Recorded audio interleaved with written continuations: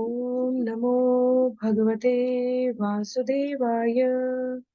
ओम नमो भगवते वासुदेवाय। ओम नमो भगवते वासुदेवाय। हरे कृष्णा। सभी भक्तों को सादर प्रणाम। श्रीमद् भागवतम महापुराण सत्रों की श्रृंखला में आज सत्र 464 464 में सभी भक्तों का स्वागत है। हम सभी यहाँ पर श्रीमद् भागवतम महापुराण को अंतर्राष्ट्रीय कृष्ण भावनामृत संघ के संस्थापक आचार्य कृष्ण कृपा मूर्ति श्री श्रीमद् अभय चरणारविंद भक्ति वेदांत स्वामी श्रील प्रभुपाद की पुस्तक के मार्गदर्शन में भक्तों के संग श्रवण और पठन करने का प्रयास कर रहे हैं। जैसा कि सत्रों का प्रारूप है, वर्तमान विषय वस्तु का संक्षिप्त अवलोकन, तत्पश्चात मंगलाचरण और उसके बाद एक एक श्लोक का वाचन अनुवाद, श्रील प्रभुपाद के तात्पर्य के प्रकाश में श्रवण और मनन, जीवन में आचरण करने योग्य बिंदुओं को धारण करने की प्रतिबद्धता के साथ हम सभी सत्र में आगे बढ़ें। मेरा अनुरोध है, जिनके पास पुस्तक है वो पुस्तकों का प्रयोग करेंगे। श्रील प्रभुपाद के सुंदर तात्पर्य सभी प्रकार की दुविधाओं का निवारण करने के लिए पर्याप्त है। वर्तमान विषय वस्तु के संदर्भ में देखें तो हम सभी स्कंद 10 अध्याय 4 आरंभ करने जा रहे हैं। अध्याय 4 जहां राजा कंस के अत्याचार के बारे में बताया गया है। इस अध्याय में 46 श्लोक है। भगवान श्री कृष्ण का जन्म हो चुका है। माता देवकी और वसुदेव के द्वारा उनकी सुंदर स्तुति, भावपूर्ण तत्व युक्त स्तुति की गई है। भगवान के चतुर्भुज स्वरूप को देखकर मैया अपने ममत्व को, वात्सल्य को छुपा नहीं पाती और कहती है, भगवान मुझे उपहास का पात्र नहीं बनना है, आप मानवीय शिशु की तरह आइए।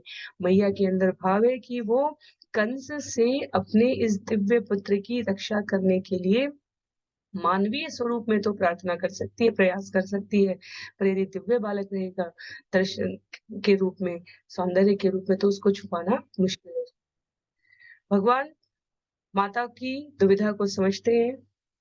योग माया के प्रकाश से कारागार के द्वार खुल जाते हैं, द्वारपाल सो जाते हैं। इंद्र के मेघ गर्जन के मध्य भारी वर्षा के पीठ यमुना नदी से रास्ता बनाते हुए वसुदेव कृष्ण को नंद बाबा के यहाँ रखते हैं और यशोदा के यहाँ, जहाँ योग माया ने जन्म लिया है, वहां उनको लेकर आ जाते हैं। हमें तो विदा हो सकती है कि कन्या को मारने के लिए मरवाने के लिए लेकर आ रहे हैं और पुत्र को बचा रहे हैं। श्री विश्वनाथ चक्रवर्ती ठाकुर और अन्य की टिप्पणी है वहां पर कि नंद बाबा और वसुदेव बहुत पुराने मित्र हैं, संबंधी हैं, और इसलिए दोनों को एक दूसरे का मंतव्य स्पष्ट है, पहला तथ्य। और दूसरा तथ्य, दोनों योग माया के प्रभाव में कार्य कर रहे हैं, क्योंकि जहां देवकी को ये तो पता था कि मेरे यहाँ कृष्ण का जन्म हुआ है, वहां मैया यशोदा मध्य रात्रि की प्रसव पीड़ा से, वेदना से ये भी नहीं जान पाई थी कि पुत्र हुआ है या पुत्री हुई है। इस क्रम को आगे बढ़ाते हुए वसुदेव कृष्ण को लेकर कारागार में वापस रातों रात चले आते हैं और कारागार के द्वारपाल जो सो रहे हैं उनकी उपस्थिति में अपनी बेड़ियों को पुनः उसी प्रकार पहनकर बैठ जाते हैं। तो अध्याय 3 वहां पर समाप्त हुआ था। अध्याय 4 राजा कंस के अत्याचार को हम लोग श्रवण करेंगे मंगलाचरण के पश्चात। नारायणं नमस्कृत्य नरं चैव नरोत्तमं देवीं सरस्वतीं व्यासं ततो जयमुदीरयेत्। शृण्वतां स्वकथा कृष्ण पुण्यश्रवणकीर्तन यद्यन्तस्तो यभद्राणि विदुनोति सुयत्स्यतां नष्टप्रायेषु भद्रेषु नित्यं भागवत सेवया भगवत्युत्तमश्लोके भक्तिर्भवति नैष्टिकी। ॐ अज्ञानतिमिरान्धस्य ज्ञानाञ्जनशलाकया चक्षुन्मीलितं येन तस्मै श्रीगुरुवे नमः। मूकं करोति वाचालं पङ्गुं लङ्घयते गिरिं यत्कृपातमहं वन्दे परमानन्दमाधवं। वाञ्छाकल्पतरुभ्यश्च कृपा सिन्धुभ्य एव च पतितानां पावनेभ्यो वैष्णवेभ्यो नमो नमः। जय श्री कृष्ण चैतन्य प्रभो नित्यानंद श्री अद्वैत गदाधर श्रीवासादि गौर भक्त वृंद हरे कृष्णा कृष्ण कृष्णा हरे हरे हरे राम राम राम हरे हरे हरे कृष्णा कृष्ण कृष्णा हरे हरे हरे राम राम राम हरे हरे। हरे कृष्णा। पुनः सभी भक्तों को सादर प्रणाम। सत्र 464 464 में हम सभी स्कंद 10 अध्याय 4 राजा कंस के अत्याचार को आरंभ करने जा रहे हैं, जिसमें 46 श्लोक है। सुखदेव गोस्वामी कहते हैं महाराज परीक्षित से, स्कंद 10 अध्याय 4 श्लोक संख्या 1 में, श्री शुक उवाच वही अंतपुरद्वार सर्वा पूर्ववदावृता ततो बालध्वनि श्रुत्वा गृहपाला समुत्थिता। श्री सुखदेव गोस्वामी ने कहा, हे राजा परीक्षित, घर के भीतरी तथा बाहरी दरवाजे पूर्ववत बंद हो गए। तत्पश्चात घर के रहने वालों ने, विशेष रूप से द्वारपालों ने, नवजात शिशु का क्रंदन सुना और अपने बिस्तरों से उठ खड़े हुए। तो जब वसुदेव निकले कारागार से और जब तक वो वापस ना आ गए, तब तक योग माया के कार्यकलाप के अंतर्गत द्वारपाल सोए रहे। तो श्रील प्रभुपाद कहते हैं, इस पूरे अध्याय में योग माया के कार्यकलाप प्रत्यक्ष रूप से दृष्टिगोचर होते हैं। अपने जीवन में भी कई बार हमारी इच्छा यदि भगवान की योजना से मिलती है तो हमें कार्य संपादित होते हुए से दिखते हैं, और कई बार हमारे अनन्य प्रयास के पश्चात भी जिस कार्य के लिए हम प्रयासरत होते हैं, यदि वो नहीं संपन्न होते हैं, तो समझना चाहिए कि ईश्वर की इच्छा कुछ और है। तो जिसे हम जीवन में कई बार चमत्कार कहते हैं, जिसे हम जीवन में कई बार अप्रत्याशित रूप से घटित होने वाली घटनाओं में वर्गीकृत करते हैं, वो वास्तव में भगवान की योजना से मेल खाते हुए। तो देवकी और वसुदेव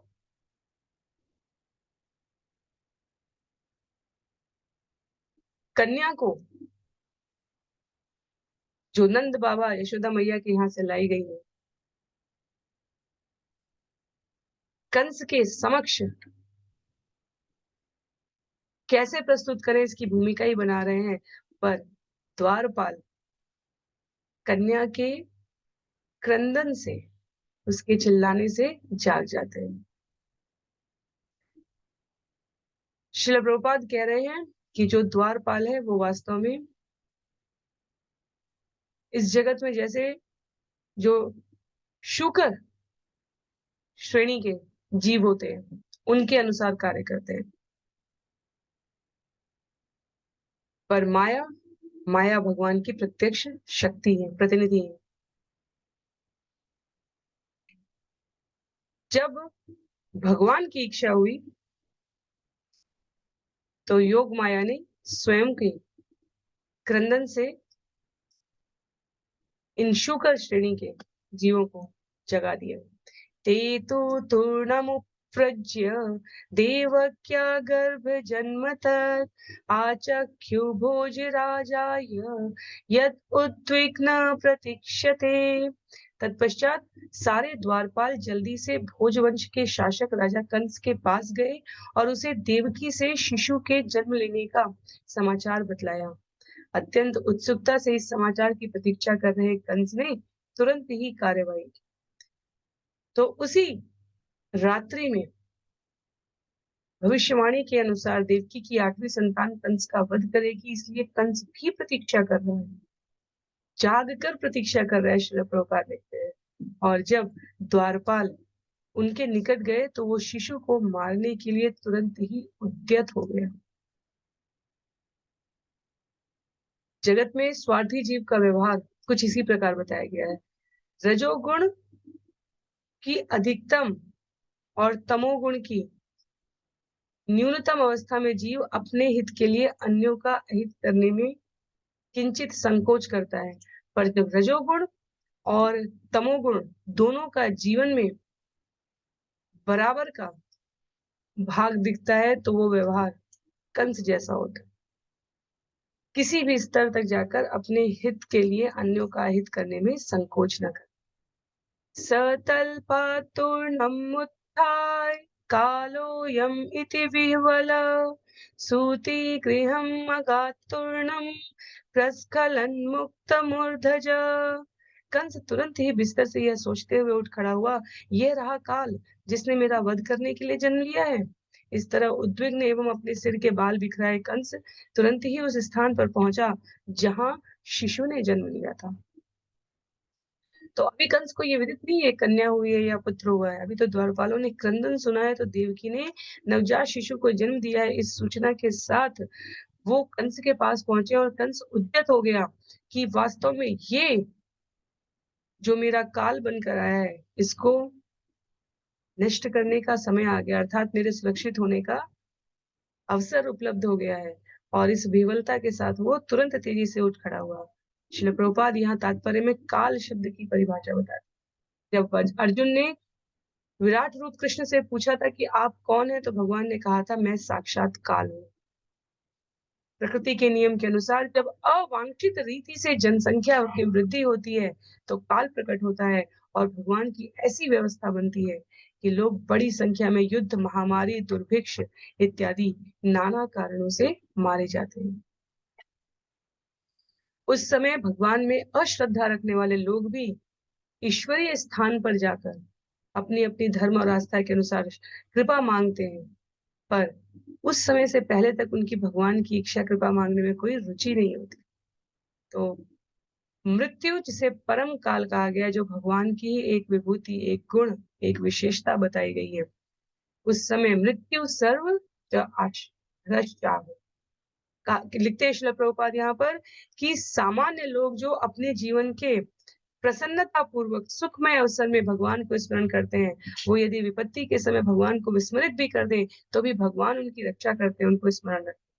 सामान्य जीव का भौतिक प्रकृति के अंतर्गत व्यवहार ये होता है कि जब जीवन में अनुकूल परिस्थितियां हो, सुख हो, तो भगवान कौन और मैं कौन पता नहीं। जो कुछ भी है मेरे जीवन में, ये मेरे स्वयं के प्रारब्ध से, मेरे सामर्थ्य से है, मेरे पुरुषार्थ से है। जब कष्ट आता है तो कहते हैं हे भगवान, ये आपने मेरे साथ क्यों किया। जबकि जो आस्तिक व्यक्ति हैं, जो भगवान में श्रद्धा रखते हैं, उनके व्यवहार को चिन्हित करते हुए कहा गया है यहाँ पर कि वे अपने जीवन की अनुकूल परिस्थितियों में भगवान को स्मरण रखते हैं, ताकि जब प्रतिकूलता आती है, और अनुकूलता और प्रतिकूलता भौतिक जगत में रहते हुए आनी ही आनी, उनकी तीव्रता, उनको अनुभव करने की क्षमता हमारी कम या ज्यादा हो सकती है। और कोई नहीं कह सकता इस जगत में कि हमारे जीवन में सदैव सुख ही सुख रहा, कभी दुख नहीं रहा, या कोई नहीं कह सकता कि भगवान ने कोई कृपा का बिंदु नहीं दिया है, सदैव दुखमय अवसर ही रहे। स्वस्थ शरीर प्राप्त करना अपने आप में एक सौभाग्य है। स्वस्थ शरीर, स्वस्थ बुद्धि, स्वस्थ परिवार। और जब स्वस्थ शब्द की बात हो रही है, तो शारीरिक, मानसिक, आर्थिक, सामाजिक रूप से तो अच्छा परिवार मिलना, अच्छा स्वास्थ्य मिलना, अ, अपनी क्षमताओं को प्रयोग करने का उपयुक्त अवसर मिलना, ये सब भगवान के द्वारा दिए गए सौभाग्य है। विभिन्न व्यक्तियों के लिए शुभ की जीवन में परिभाषा अलग अलग हो सकती है, पर ऐसा कोई नहीं है, आचार्य कहते हैं, जिसको भगवान ने किसी न किसी रूप में कुछ न कुछ सौभाग्य ना दिया हो। क्योंकि प्रारब्ध की इस अवस्था और व्यवस्था में भी भगवान भक्तों के ऊपर जो विशेष कृपा रखते हैं, उसके अतिरिक्त अन्यों पर भी वो समभाव अवश्य धारण कर। तो हमें कठिन समय की प्रतिकूलता की प्रतीक्षा नहीं करनी चाहिए भगवान को स्मरण रखने के लिए। यदि हम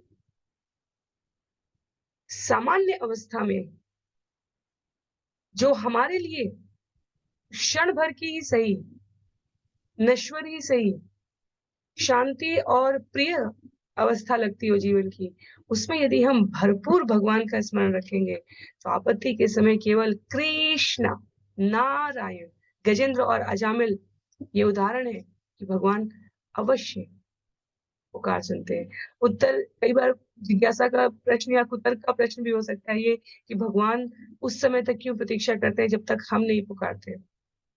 इस भौतिक जगत के नियम में भी ये आता है। कैसे पता चलेगा कि आपकी जीवन में प्राथमिकता क्या है? बिना प्राथमिकता के यदि कोई आपके घर में घुस के आपको भोजन बना के देने लग जाए, तो आप पहला पहला विचार जो आएगा वो चिड़चिड़ ही आएगा। ये कौन है? ये मेरा इस प्रकार से क्यों कार्य कर रहा है या कर रही है? तो अहेतुकी की कृपा तो भगवान ने कर रखी है, पर उस कृपा का हम महत्व समझ पाएँ, इसके लिए हमें जीवन में अपनी ओर से भगवान को पुकारना होता है। और जब पुकारता है जीव, तो भगवान निश्चित रूप से अपनी कृपा करेंगे ही करेंगे। उस कृपा को समझने की क्षमता प्रदान करेंगे, जो वो हमेशा कर रहे हैं। पर वो जो पुकारने की अवस्था है, वो तब आती है जब हमने जीवन में इसका अभ्यास किया है। तो कहते हैं हरि नाम जप क्यों करना है? इसलिए करना है ताकि हमारा और भगवान का संबंध हमारे हृदय में स्थायी हो सके। और जब हम हर क्षण में उनको ध्यान में रखेंगे, तो अगला आने वाला क्षण हमारे अनुकूल है या प्रतिकूल है, उसमें उनकी स्मृति कैसे बनी रहे, उनकी कृपा के द्वारा ये अनुभव करने की क्षमता हमारे भीतर आ जाती है। श्लोक संख्या 4 में कंस पहुँच चुके हैं कारागार में। तमाहं भ्रातरं देवी कृपणा करुणं सती स्नुषेयं तव कल्याण स्त्रियं माहन्तुमर्हसि। असहाय तथा कातर भाव से देवकी ने कंस से विनती की, मेरे भाई तुम्हारा कल्याण हो, तुम इस बालिका को मत मारो, ये तुम्हारी पुत्र वधू बनेगी, तुम्हें शोभा नहीं देता कि एक कन्या का वध करो। तो कंस के पहुंचते ही ममत्व से प्रेरित माता देवकी अनुरोध कर रही है, अपने भाई को इस जघन्य कृत्य से बचाना चाह रहे हैं। तो देवकी और वसुदेव चचेरे भाई बहन थे, इसलिए यहाँ पर माता देवकी ने पुत्रवधू बनाने का प्रस्ताव दिया है अपनी कन्या को। उन्होंने कहा कि स्मरण करो कि तुमने सबसे पहले मैं नवविवाहिता थी ये सोचकर उस समय मेरी हत्या नहीं की। तत्पश्चात मैं गर्भिणी थी ये सोचकर तुमने स्त्री वध नहीं किया था। अब तुम नवजात कन्या को कैसे मार सकते हो? तो उस जघन्य अपराध से बचाने के लिए कंस को माता ने उनसे अनुरोध किया कि इसे मत मारो। श्लोक संख्या 5 में कहते हैं, बहवो हिंसिता भ्रात शीशव पापकोपमा बहवो हिंसिता भ्रात शीशव पावकोपमा त्वया दैवनुशिष्टेन पुत्रिकैका प्रदीयताम्।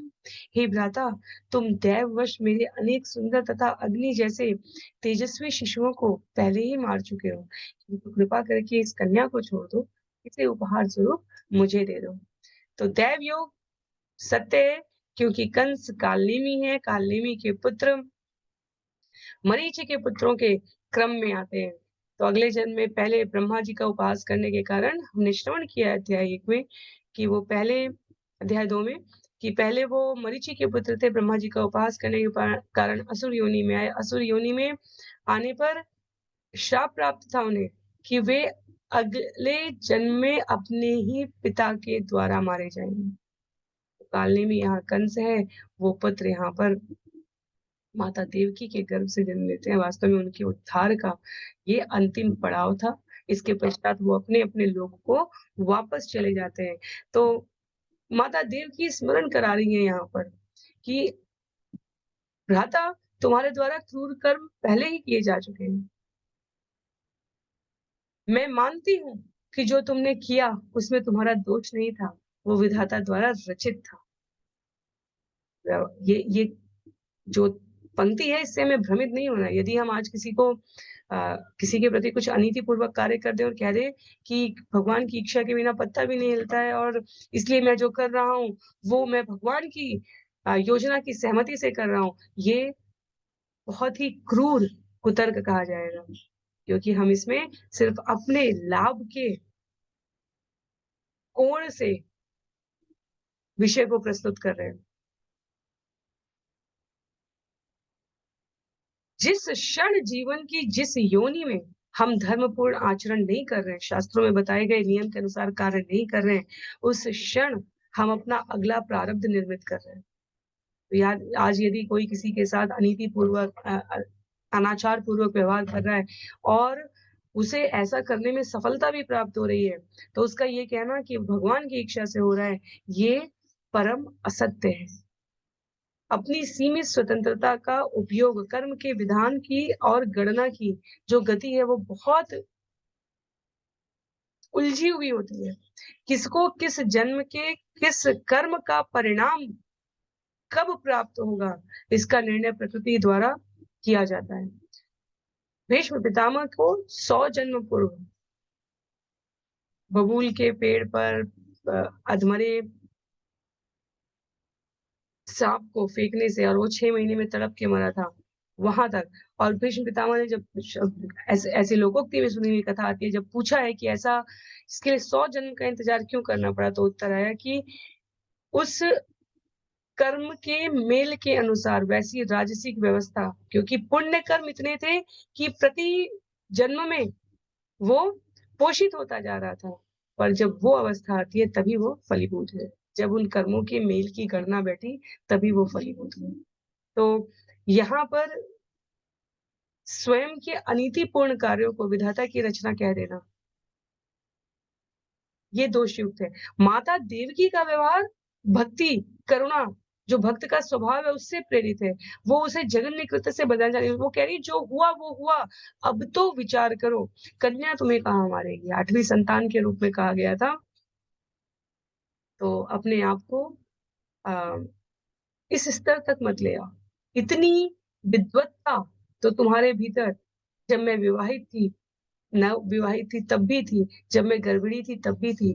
अब कन्या को तुमने, पुत्रों को मारा मैंने कुछ नहीं कहा, पर नवजात कन्या को मारने का पाप अपने ऊपर मत लो।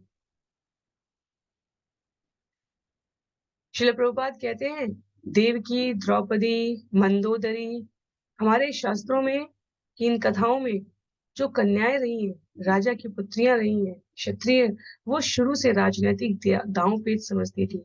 उनके भीतर दम, साम, दान जैसे ये राजनीति में सफलता प्राप्त करने की जो विधियां हैं, उसका ज्ञान था। शासकों की पत्नियां और पुत्रियां राजनीति में दक्ष की जाती थी।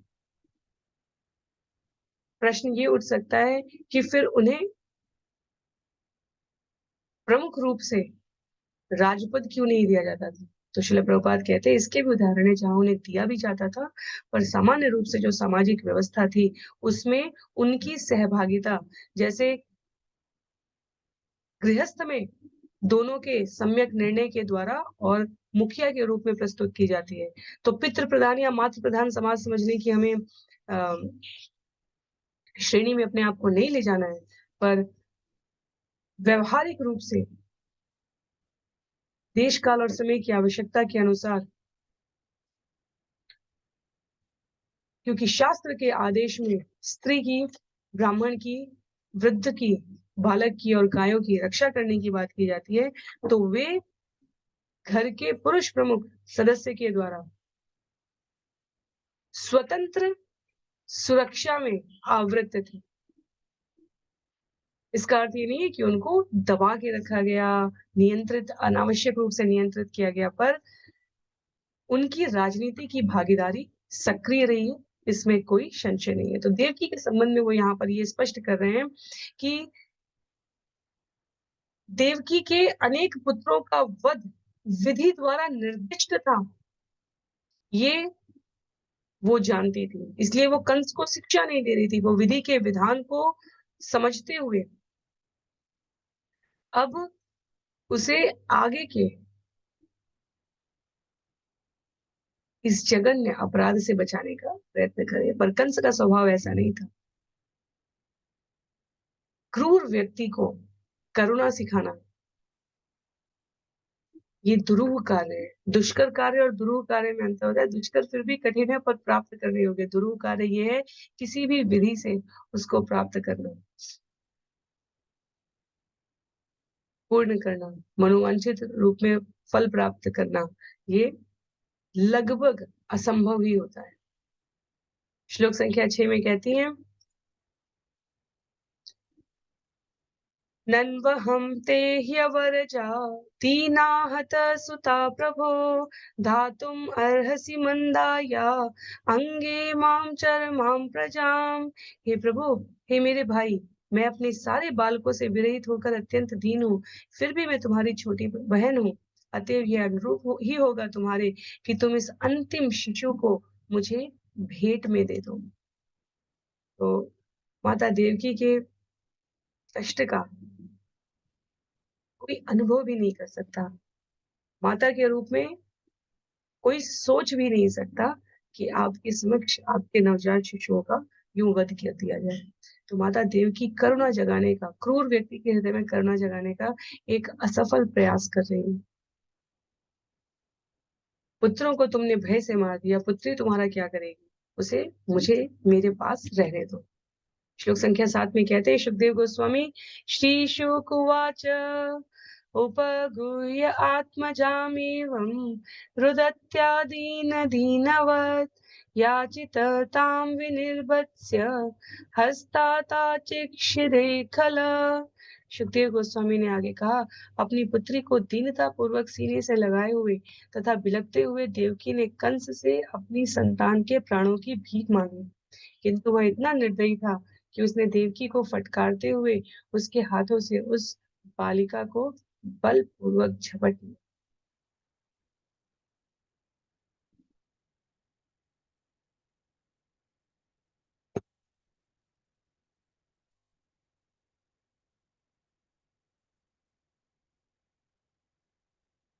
माता देवकी की स्थिति भौतिक जगत के दृश्य के अनुसार दीनता युक्त हो सकती है, और माता देवकी अत्यंत बड़भागी है। वे दीन स्त्री की तरह याचना अवश्य कर रही है दया की। वो करुणा से अभिप्रेरित है, इसलिए उन्हें दीन शब्द कहा है। दीन शब्द का अर्थ यहाँ अर्थ की दीनता के लिए नहीं कहा गया है। दीन शब्द का अर्थ यहाँ स्वभाव की दीनता के लिए नहीं कहा। दीनता का अर्थ होता है जो नहीं, जो जिसका अभाव हो। माता देवकी पहले ही कृष्ण को जन्म दे चुकी हैं, उनसे बड़ा धनवान कौन हो सकता है। यशोदा की कन्या को बचाने की करुणा में, क्योंकि देवकी और वसुदेव को तो विदित ही है ये कृष्ण कहाँ है, उस करुणा में माता यहाँ दीन भाव से अनुरोध कर रही है। श्लोक संख्या 8 में कहते हैं, ताम गृहीत्वा चरणयोजां मात्रां स्वसुसुताम् अपोथयत् शिलापृष्ठे स्वार्थोन्मूलित सौहृद। अपने विकट स्वार्थ के कारण अपनी बहन से सारे संबंध तोड़ते हुए घुटनों के बल बैठे कंस ने नवजात शिशु के पांवों को पकड़ा और उसे पत्थर पर पटकना चाहा। सा तद्धस्तात् समुत्पत्य सद्यो देव्यंबरं गता अदृश्यत अनुजा विष्णो सायुधा अष्टमहाभुजा। वह कन्या योग माया देवी जो भगवान विष्णु की छोटी बहन थी, कंस के हाथ से छूटकर ऊपर की ओर चली गई और आकाश में हथियारों से युक्त 8 भुजाओं वाली देवी देवी दुर्गा के रूप में प्रकट हो गई। तो माता को यहाँ पर सादर प्रणाम है। अष्टभुजी माँ दुर्गा कंस के समक्ष प्रकट हो गई। भगवान ने अपनी शक्ति को विष्णु की छोटी बहन यहाँ पर संबोधित किया है सुखदेव गोस्वामी ने। अनुजा शब्द छोटी बहन के रूप में कहा गया है।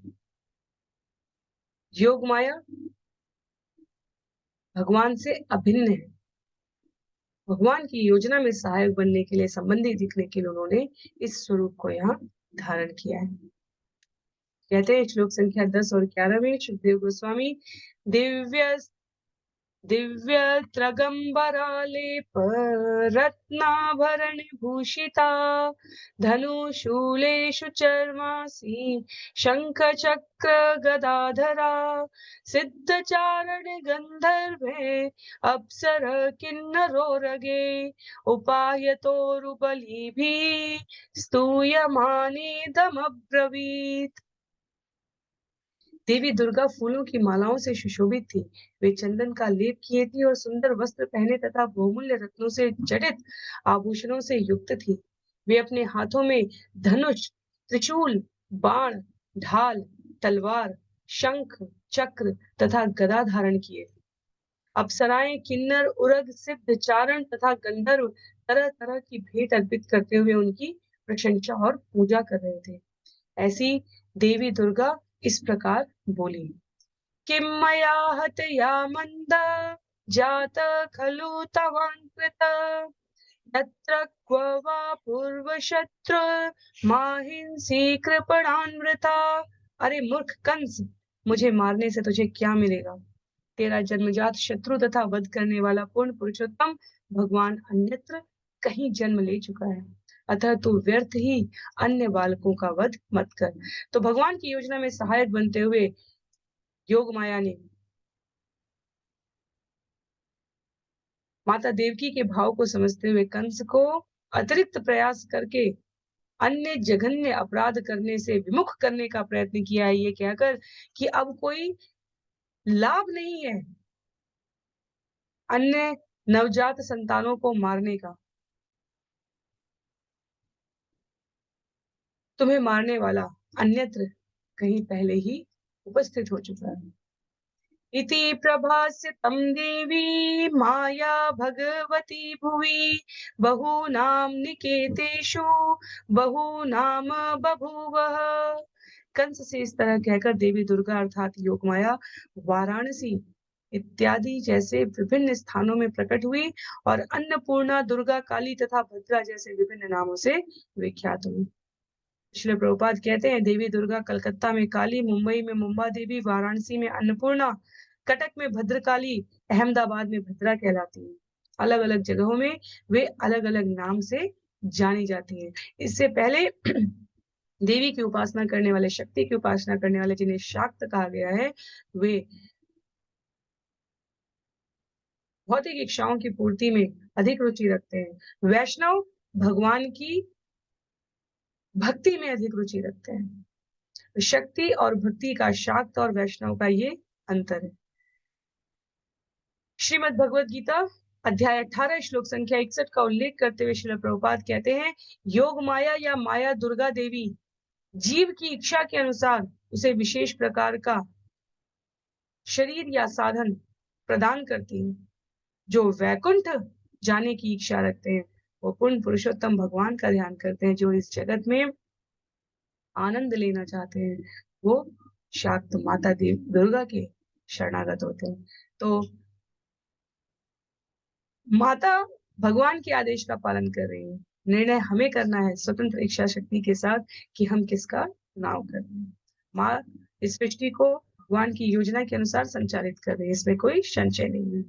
तया अभिहितम् आकर्ण्य कंस परम विस्मित देवकी वसुदेवं च विमुच्य प्रश्रितो ब्रवीत। देवी दुर्गा के शब्दों को सुनकर कंस अत्यंत विस्मित हुआ। तब वह अपनी बहन देवकी तथा बहनोई वसुदेव के निकट गया, उन्हें बेड़ियों से विमुक्त कर दिया तथा अति विनीत भाव में इस प्रकार बोला।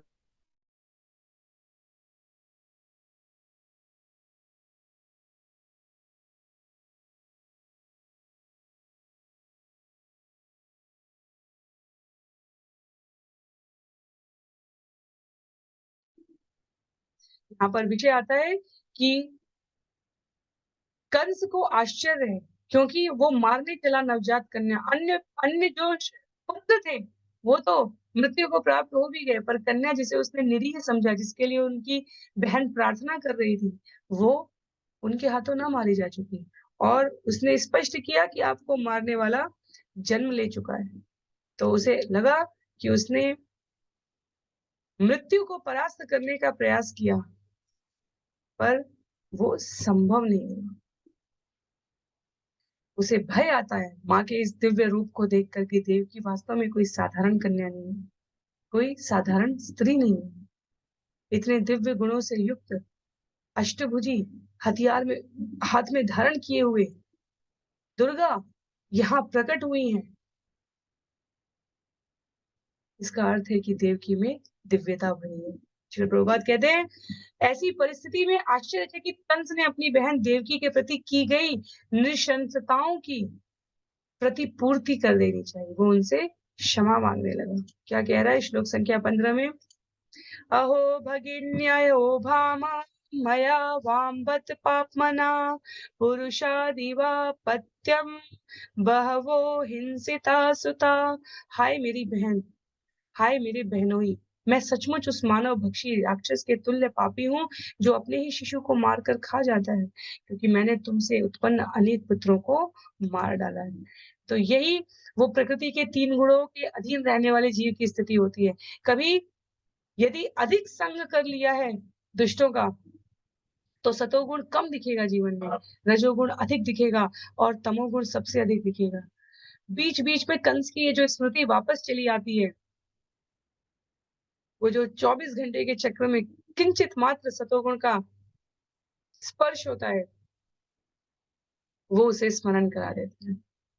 तो स्मरण कर रहा है कंस की मैंने वास्तव में कितना अत्याचार किया है देवकी के ऊपर, अपने बहनोई के ऊपर। तो वो क्षमा मांगने के भाव में आ गया। यहाँ पर कहता है, सत्वहम त्यक्त कारुण्य त्यक्त ज्ञाति सुयत कला कालो कान्वे कमिष्यामि ब्रह्मैव मृत श्वसन। मैंने दया विहीन तथा क्रूर होने के कारण अपने सारे संबंधियों तथा मित्रों का परित्याग कर दिया है। अतः मैं नहीं जानता कि ब्राह्मण का वध करने वाले व्यक्ति के समान मृत्यु के बाद या इस जीवित अवस्था में मैं किस लोक में जाऊं। दैवम अपि अनृतम व्यक्ति न मर्त्या एव केवलम यद विश्रम्भात अहम पाप स्वसुने हतवान शिशुन।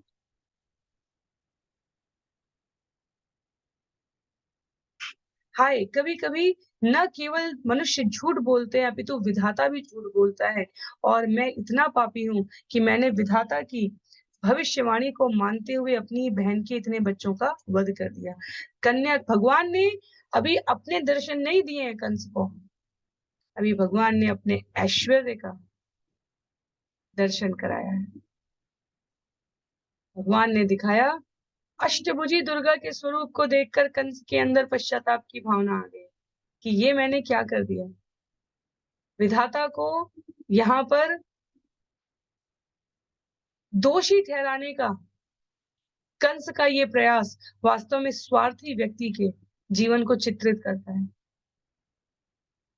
जो मनुष्य शास्त्र के निर्देशन में कार्य नहीं करते, जो मनुष्य नीति अनीति धर्म अधर्म परहित परोपकार इन विषयों को अनावश्यक मानते हैं, जो केवल ऐश्वर्य और अन्यों के ऐश्वर्य और प्रभाव से ही उस चकाचौंध में ही अपने जीवन के निर्दिष्ट कदमों का लक्ष्य रखते हैं।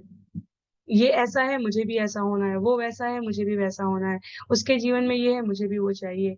अपना अपना अपना, सिर्फ अपना सोचने वाले। जब अध्याय 1 भगवत गीता में युधिष्ठिर और दुर्योधन के व्यवहार का आचार्य हमें दर्शन कराते हैं, तो वहां दुर्योधन के लिए सब कुछ मैं था, अहम अहम अहम, और युधिष्ठिर के लिए सब कुछ था वयम, हम सभी, हम सभी। ये अंतर है दुष्ट प्रकृति में और सज्जन प्रकृति के जीवों में। अभी तो कृष्ण के दर्शन ही नहीं हुए, कृष्ण से द्वेष रख रहे हैं। मृत्यु अवश्यम भावी है, कारण कोई भी हो सकता है, ये परम सत्य है, ये धर्म है। इसके लिए हर मृत्यु के कारक को पकड़कर नष्ट करने का प्रयास वृथा है, ये सज्जन को पता होता है। पर दुर्जन अपने जीवन के सभी प्रयासों में स्वयं को मृत्यु से दूर रखना चाहता है।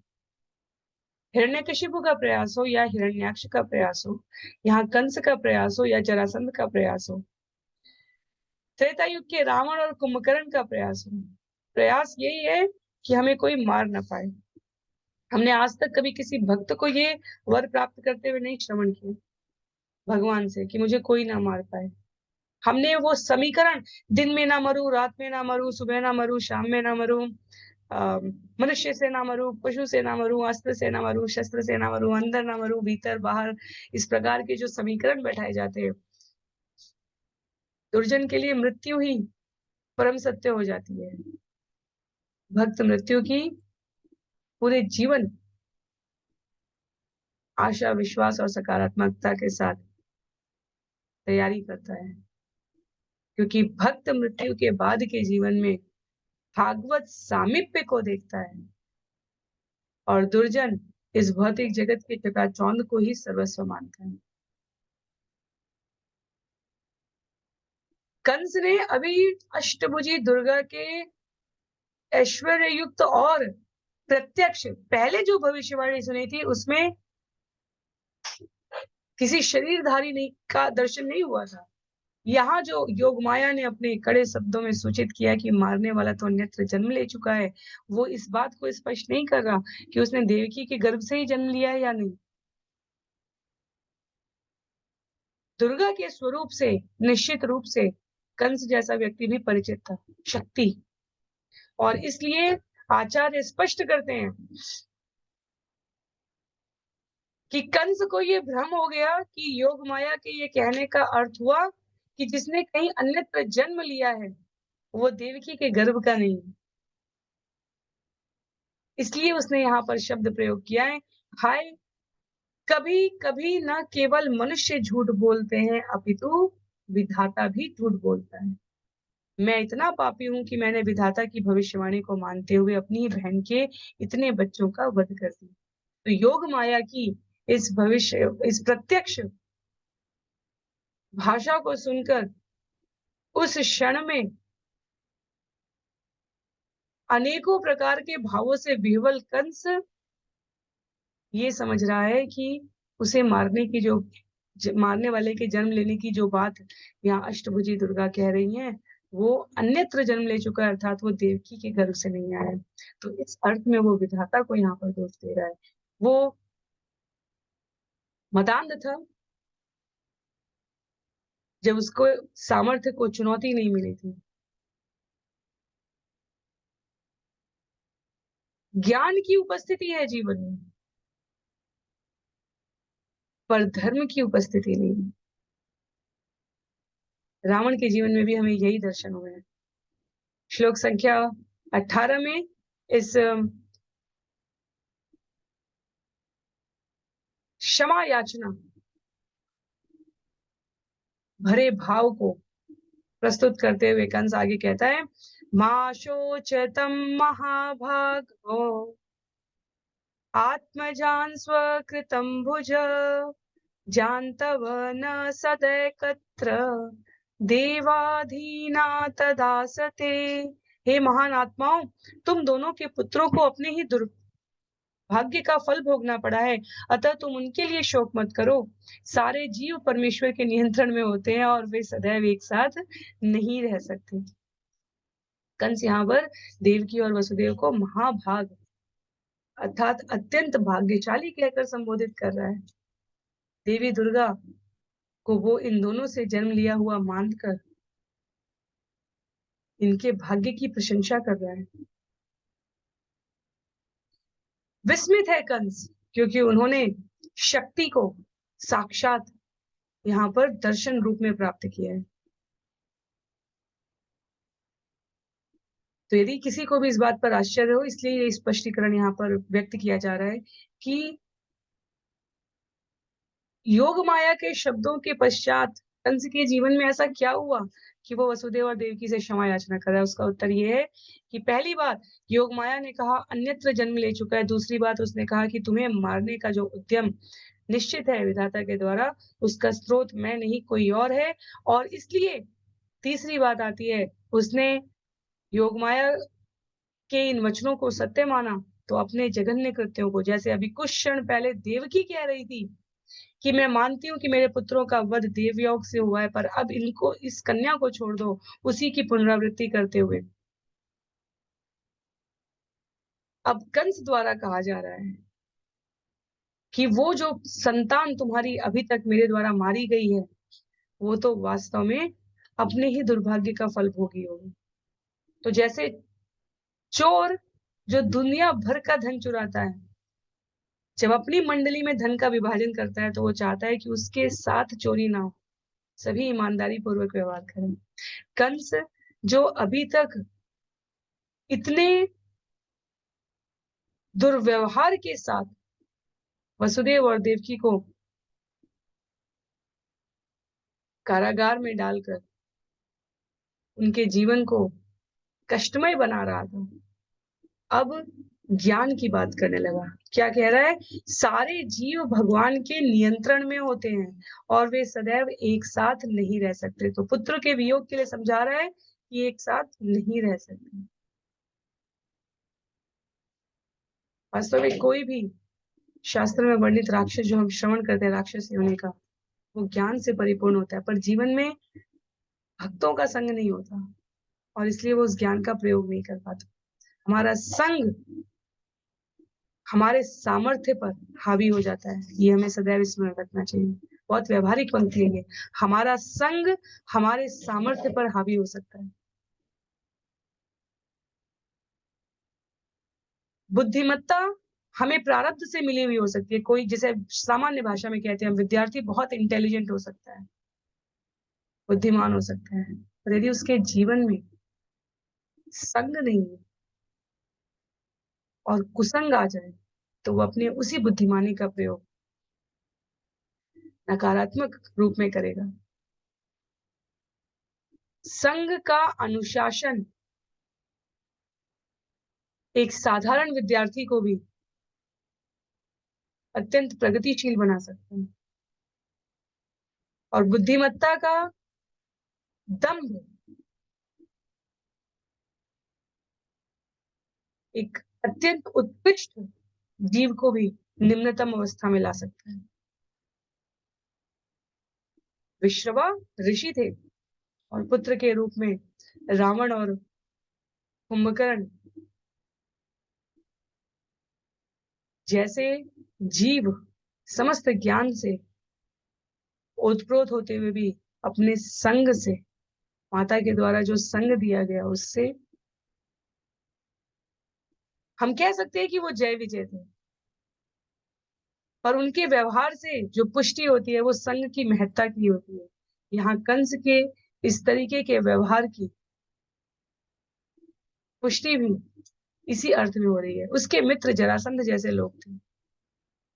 श्लोक संख्या 19 में भूवि भौमानि भूतानि यथा यान्त्यपयान्ति च नाययम् आत्मा तथैतेषु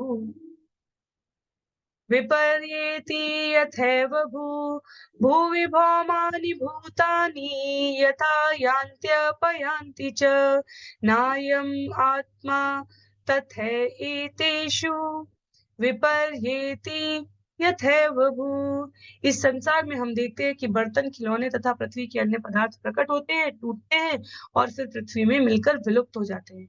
ठीक इसी तरह बद्ध जीवों के शरीर विनष्ट होते रहते हैं, किंतु पृथ्वी की ही तरह ये जीव अपरिवर्तित रहते हैं और कभी विनष्ट नहीं होते।